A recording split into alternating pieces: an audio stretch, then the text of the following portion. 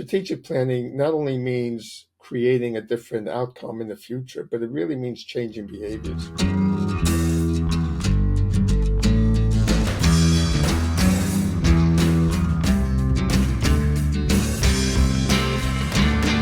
Welcome to another $4 million strategies. Today, we're here with Norman Wolfe. He is the author of The Living Organization.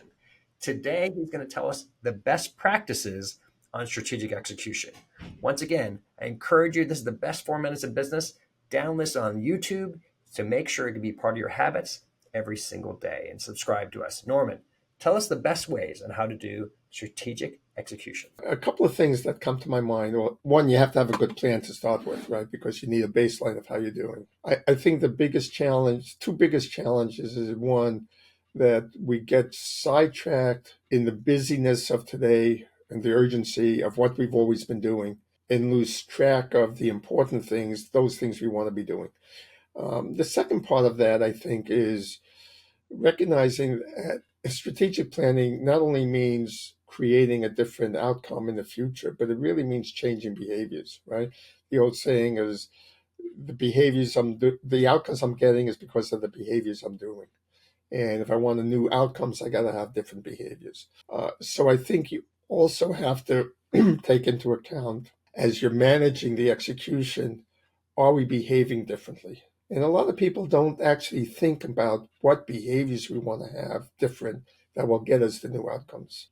I think the other part of it is we need to look at execution a little bit differently. There's the typical way we look at it is we set the goals and we want people to create the outcomes, the goals that we set. And we measure them about creating the goals. If you step back and think about it, if you already had the skill set, the capability, and the maturity to do the new goals, you'd already be doing them.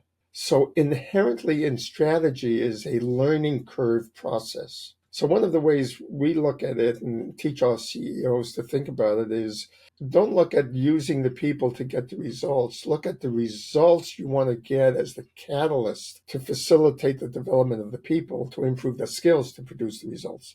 So we add that extra element into it. And without that, you're fighting human behavior. Everybody says people resist change. Well, they really don't. It's just that change is a process of development.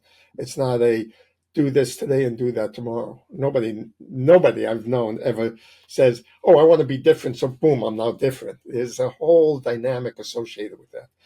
We call that reframing context, the underlying instructions that drive the behaviors. But yeah, I think when it comes to execution, we don't pay enough attention to those elements, that people are people and they're not just components of a machine that you can just reprogram. Yeah, I think you said it well there. Is really does come down to changing habits, and there's another piece that you alluded to there is when you can get the people doing it, meaning typically it's your management team, or if you're a small organization, maybe yourself, you're directly doing these efforts.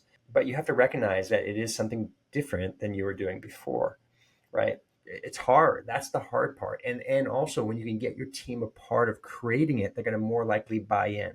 If you just tell them to change, they're not going to change. But if you tell them, hey, tell us how we should get this, get them a part of the process, they're much more likely to buy in and get it done for you. Yeah, absolutely. And one thing I'll just say on top of that, real quick, is we believe that the best way to get people to buy in is to have them choose to want to buy in. So the whole notion of they're at a place of choice, you're not trying to manipulate them, control them, incentivize them, bribe them, manipulate them, threaten them into behaviors. You want to get to the place where they want to do what the organization needs to be done. No more powerful way than that. Yeah, well said, Norman. Thank you so much for being on $4 million strategies. You're very welcome.